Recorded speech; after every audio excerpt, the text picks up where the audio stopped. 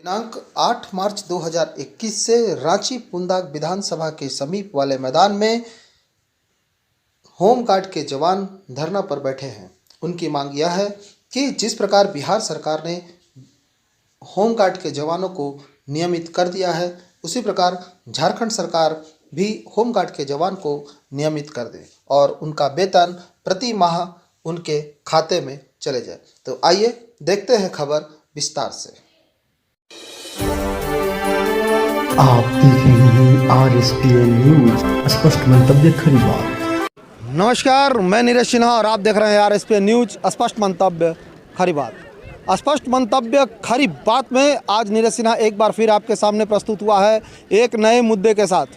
आज पूरा झारखंड राज्य माननीय मुख्यमंत्री हेमंत सोरेन के पदभार संभालने के बाद से अब तक का जो भी समय है, इसमें हमारे चैनल ने लगातार वैसे लोगों को दिखाया, वैसे धरना प्रदर्शनकारियों को दिखाया जो किसी न किसी विभाग से संबंधित हैं, चाहे वो जिला पुलिस अभ्यर्थी हो, चाहे वो टेट की परीक्षा वाले हों, चाहे वो पंचायत सचिव के हों। इसके साथ साथ अभी मैं खड़ा हूँ रांची के धुरवा विधानसभा के समीप मैदान में, जहाँ पे ऐसे प्रदर्शनकारी धरना दे रहे हैं जो होम गार्ड से संबंधित है। जी हाँ, होम गार्ड वैसा विभाग है जहाँ पुलिस प्रशासन की जहाँ पर कमी हो जाती है, जहाँ प्रशासन कमज़ोर हो जाता है, कहीं किसी प्रकार का दंगा होता है, कहीं किसी प्रकार का इमरजेंसी लगता है, तो ऐसे आपातकालीन सेवाओं के लिए होम गार्ड की भर्ती की जाती है। और वैसे होम गार्ड में तैनात जवान आज धरना पर बैठे हैं। आप देखिए, हमारे पीछे एक बैनर लगा हुआ है Jharkhand home guard welfare association के अंतर्गत पश्चिमी सिंहभूम चाईबासा से। इन्होंने अनिश्चितकालीन हड़ताल लगाकर बैठा है। क्यों बैठा है, क्या कारण है इसका, आइए हम बात करते हैं धरना प्रदर्शनकारियों से, जिसमें न सिर्फ पुरुष बल्कि महिलाएं भी सम्मिलित हैं। वैसी महिलाएं जो अपने घर का काम देखती है, छोटे बच्चों का जीवन देखती है, बुजुर्ग सास ससुर माता पिता का सेवा करते हैं। आज वो ऐसी महिलाएं जो अपने घरेलू कामकाज को छोड़कर एक आस के लिए इस धुरवा मैदान में हड़ताल पर बैठी है। तो आइए बात करते हैं महिलाओं से। क्या नाम है आपका? सोनी लकड़ा, चाईबासा जिला से हूँ मैं। आपका सैनिक नंबर? 64। सैनिक नंबर 64। हाँ। क्यों बैठे हैं यहाँ पे? हम लोग यहाँ पे जो है डिप्टी, मतलब नियमित डिप्टी के लिए बैठे हुए हैं कि हम लोगों को भी साल भर डिप्टी दिया जाए। सिर्फ 4 महीना डिप्टी दिया जाता है, उसके बाद में 8 महीना बैठा दिया जाता है। ऐसे डिप्टी करने से क्या फ़ायदा? उससे अच्छा है कि डिप्टी देना ही नहीं चाहिए। तो 4 महीना जो ड्यूटी आप लोगों को मिलती है सरकार के द्वारा, क्या वो लगातार 4 महीना रहता है या उसमें भी दिन कटते हैं? नहीं, उसमें भी दिन कटते हैं। छुट्टी वगैरह कुछ नहीं होता है। छुट्टी वगैरह लेने से उसमें भी हमारा जो सैलरी होता है उसे काटा जाता है। किस हिसाब से सैलरी काटती है सरकार? एक दिन प्रतिदिन के हिसाब से 500 रुपये। प्रतिदिन के हिसाब से 500 रुपये। तो जब आप लोगों की बहाली हुई थी, आप लोगों को सेना में भर्ती किया गया था, तो क्या बोलकर भर्ती किया गया था कि आप लोग डेली बेसिस पे हैं या मंथली बेसिस पे हैं? ऐसे तो उस टाइम हम लोगों को कुछ नहीं बताया गया था। नहीं, मेरे कहने का मतलब है कि वेतन है या वेतनमान है?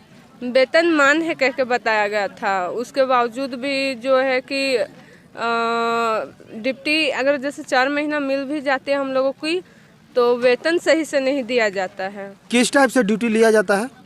ड्यूटी हमारी जो होती है वो हर जगह पे लिया जाता है। थाने में, स्कूल वगैरह, कस्तूरबा स्कूल हुआ, थाना हुआ, आपका आवास हुआ, उसके बाद में DC ऑफिस वगैरह हुआ, वो सब में। तो जिन जगहों का नाम आप ले रहे हैं, इन सभी जगहों पर तो प्रतिदिन गार्ड की ज़रूरत पड़ती होगी। जी हाँ। तो फिर क्यों बैठा देती है सरकार? ऐसा है कि जब सरकार को बहुत से बहुत ज़्यादा दरकार होती है, उस टाइम सिर्फ हम लोगों को इमरजेंसी में बुलाया जाता है और उसके बाद में बैठा दिया जाता है। उसमें भी इमरजेंसी ड्यूटी करवाने के बाद हमें सैलरी ढंग से नहीं दी जाती है। तो इसको लेके कभी आप लोगों ने अपने वरीय पदाधिकारी से बात किया? जी हाँ, हमने बहुत बार बोला है, लेकिन वो उनका कहना है कि सैलरी हमें ऑफिस में जो कार्यालय में होती आते हैं सैलरी, वो मतलब हमारे लिए पहुंचती ही नहीं है, तो हम कहाँ से आप लोगों को सैलरी देंगे। हाँ, वैसे भी महिलाएं मौजूद हैं जिनके छोटे बच्चे हैं और इस इतनी ज़्यादा गर्मी में एक माँ अपने बच्चे को यहाँ इस हड़ताल में किस प्रकार से लेकर रखी है, अपने जीवन को किस प्रकार से इस हड़ताल के समय में सरवाइव कर रही है, आइए जानने की कोशिश करते हैं। आपका नाम? पुतुल महतो है। आपका सैनिक नंबर? 14,052। 14,052। आपकी बेटी है? हाँ, मेरी बेटी है। तो इतना ज़्यादा गर्मी है उसके बावजूद आप इसको यहाँ लेके बैठे हैं, क्या कारण है? ये कारण ये है कि हम लोग को जैसे कि अभी 1 साल हो गया, हम लोग 3 महीना ही हम लोग ड्यूटी किए हैं। मात्र हम लोग का कोरोना में कोरोना ड्यूटी हम लोग 3 महीना किए हैं, उसके बाद हम लोग घरे में हैं। जबकि ये मेरा बच्ची का मतलब खाने का ये मतलब पाउडर दूध खाती है, जैसे कि हम इसको खिला नहीं पाते हैं। उसी का कारण से हम यहाँ पे 8 मार्च से हम धरना में बैठे हुए हैं। तो अगर अभी ये बच्चे का तबीयत खराब हो जाएगा तो उसका जवाबदेही कौन लेगा? यहाँ पे जैसे कि देखने में आप लोग भी तो देख रहे हैं, यहाँ पे कुछ नहाने का भी कुछ साधन नहीं है, पानी का भी कुछ व्यवस्था नहीं है। लेकिन जब यहाँ बच्ची को हम लेके हैं, जबकि तालाब नहाने हम जाते हैं, तब तक बच्ची का तबीयत खराब हो जाता है। फिर भी हम यहाँ पे रुके हुए हैं, फिर भी सरकार को उसका ये में दिखाई नहीं दे रहा है, जो मतलब इन लोगों का क्या ये है बोल के। तो देखिए, एक माँ जो है अपने बच्चे की जान की भी जोखिम तक उठाने को तैयार है, इस उम्मीद पर कि सरकार उनकी बातें सुनेगी और उनके भविष्य के लिए कुछ अच्छा फैसला करेगी। तो आपका नाम? इंदिरा कच्छप। आपका सैनिक नंबर? 41 जी। आप लोग पश्चिमी सिंहभूम जिला से आए हुए हैं, कौन है वहाँ की विधायक? हाँ, दीपक बिरुवा जी। दीपक बिरुवा जी हैं। तो दीपक बिरुवा जी से आप लोगों ने कभी मिलने की कोशिश की? बहुत बार हम लोग अल्टीमेट भी दिए हैं और बहुत बार उनके यहाँ गए भी, रिक्वेस्ट भी किए हैं। केवल जमा ले लेते हैं हम लोग एप्लीकेशन और बस। लेकिन विधायक होने के बावजूद भी उन लोगों ने आपके काम को जरूरी नहीं समझा? जी नहीं। तो पश्चिमी सिंहभूम जिला में एक नाम आता है गीता कोड़ा जी का, आप जानते हैं उनको? जी। तो उनसे कभी मिलने की कोशिश किया, कभी बातचीत किया? उनको भी दिया गया है। तो उन्होंने कुछ नहीं किया? नहीं, वो भी कुछ नहीं किया। देखिए कि जितने भी कर्मचारी हैं सभी परेशान हैं अपने भविष्य को लेकर, अपने वेतन को लेकर। लेकिन बावजूद इसके कि जितने भी राजनीतिक दल के लोग हैं जो इनके जिला क्षेत्र से हैं, उन्हें भी सिर्फ अपनी राजनीति की ही रोटी सेकने को मिल रही है, ना कि इनके जीवन के प्रति उनका कोई सोच, उनका कोई कार्य अग्रसरित हो रहा है। सर, आपका नाम? राम प्रकाश सिंह। कहाँ से हैं? हम पलामू के गृह रक्षक हैं। आपका सैनिक नंबर? 11,362। 11,362। यस। आज यहाँ इतनी गर्मी में आप धरना पर बैठे हैं, क्या कारण है इसका? कारण वही है जो हमारे हेमंत सोरेन मुख्यमंत्री साहब हैं, वो हम लोग के बहुत लड़ते आ रहे हैं, धरना प्रदर्शन करते आ रहे हैं आज से बहुत पहले से। लेकिन एक वादा हम लोग को मिला हुआ था यही रांची में कि जो अगर मेरे कलम में ताकत दो, मैं आप लोग का सबसे पहला काम करूँगा। और वही बात को लेकर हम लोग धरना पर अड़े हुए, लेकिन आज तक मुख्यमंत्री का कोई सुनवाई हम लोग के पास नहीं हुआ है अभी तक। कितने तारीख से बैठे हैं यहाँ पे? हम लोग 8 तारीख से हैं। तो आज 25-26 दिन हो गया। यस। तो कुछ सुनवाई सरकार के कोई लोग आपसे मिलने आए, कोई उनके जो भी कुछ हो रिप्रेजेंटेटिव? सरकार के कोई आदमी नहीं है, विधायक 1-2 लोग विधायक जैसे हमारे शशि भूषण मेहता हो गए और 2-3 विधायक आए। सभी लोग आते हैं, बस एक ही बात बोलते हैं कि बस आपका मांग जायज़ है।